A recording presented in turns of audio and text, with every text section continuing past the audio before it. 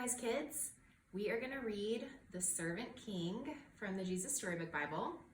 This is the story of the Last Supper from Mark 14 and John 13 and 14. It was Passover, the time when God's people remembered how God had rescued them from being slaves in Egypt.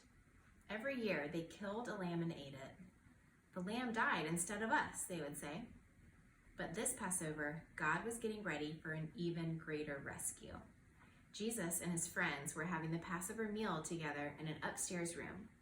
But Jesus' friends were arguing. What about? They were arguing about stinky feet. Stinky feet? Yes, that's right, stinky feet. And now, the thing about feet back then was that people didn't wear shoes. They only wore sandals, which might not sound unusual, except that streets in those days were dirty. And I don't mean just dusty dirty. I mean really stinky dirty. With all those cows and horses everywhere, you can imagine the stuff on the street that ended up on their feet. So anyway, someone had to wash away the dirt, but it was a dreadful job. Who on earth would ever dream of volunteering to do it? Only the lowliest servant. I'm not the servant, Peter said. Nor am I, said Matthew.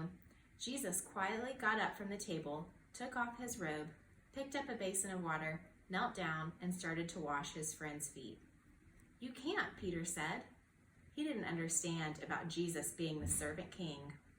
If you don't let me wash away the dirt, Peter, Jesus said, you can't be close to me. Jesus knew that what people needed most was to be clean on the inside. All the dirt on their feet was nothing compared to the sin inside their hearts.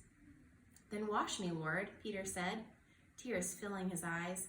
All of me. One by one, Jesus washed everyone's feet.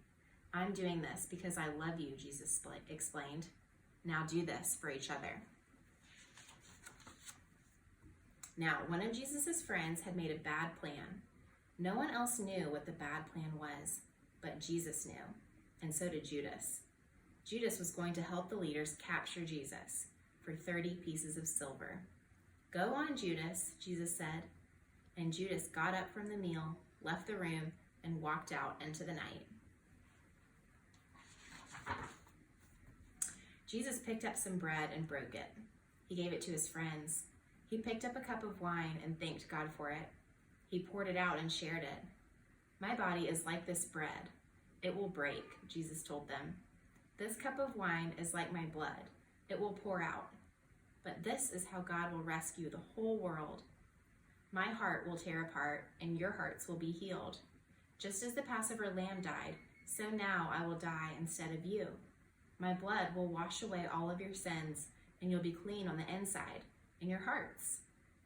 So whenever you eat and drink, remember, Jesus said, I've rescued you. Jesus knew it was nearly time for him to leave the world and go back to God. I won't be with you long, he said.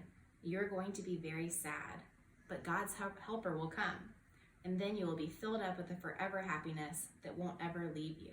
So don't be afraid. You are my friends, and I love you. Then they sang their favorite song and walked up to their favorite place, an olive garden. The end.